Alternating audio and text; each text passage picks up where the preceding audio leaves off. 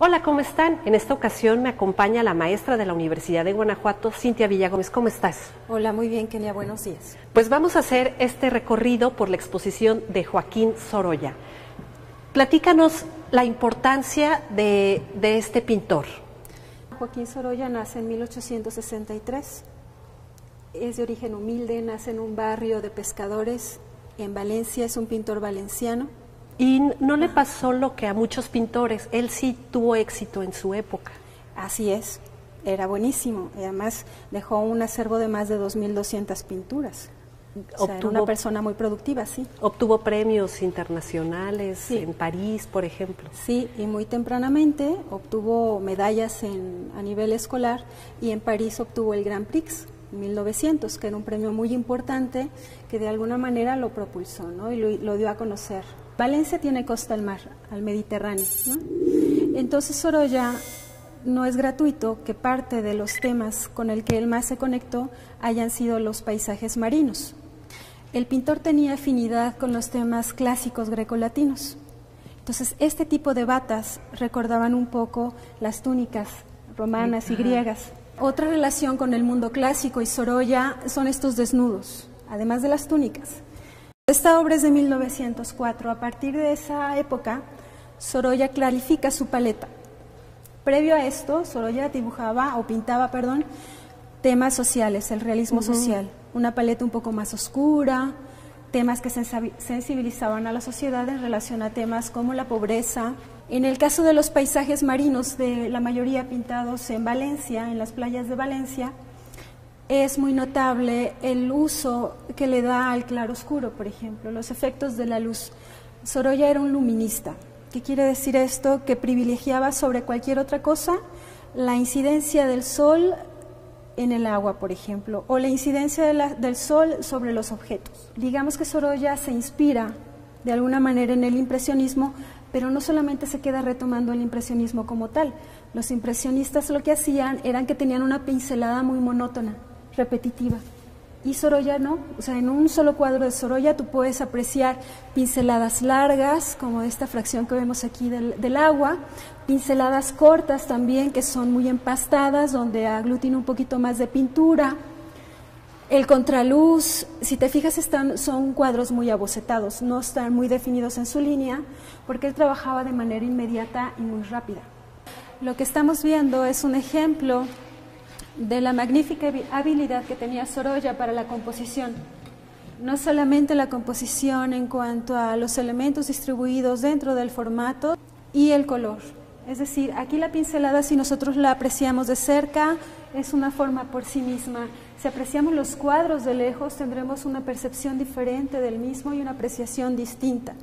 Entonces vemos que hay una priorización en el blanco de las velas que lleva la vista hacia los animales y posteriormente al agua. Como todo buen colorista, Sorolla tenía una paleta limitada de colores.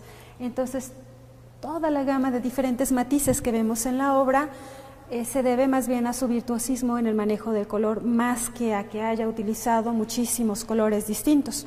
Cintia, aquí estamos viendo otra faceta muy importante de Sorolla, los retratos. Así es, Kenia, sí. Sí, los retratos es un género que el autor, que este pintor español abarcó de manera profusa, dejó un legado de más de 500 retratos. Entonces llegó a tener tal demanda que Sorolla también en el retrato era muy rápido, mientras otros artistas o pintores de la época tardaban meses en elaborar un retrato, Sorolla lo resolvía en una tarde.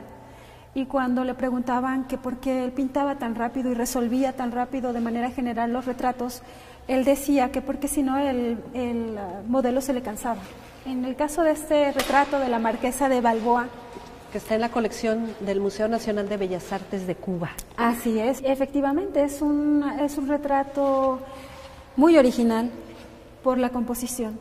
Por lo general vemos posturas muy sueltas, relajadas, sobre un sillón.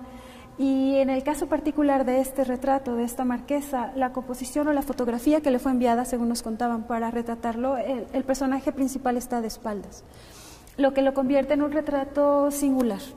De ahí que sea una de las piezas más apreciadas dentro de esta exposición. Una sugerencia para el visitante a la exposición Prodigios de la Luz es que asista a la sala de consulta y a la sala lúdica a complementar toda la experiencia del recorrido.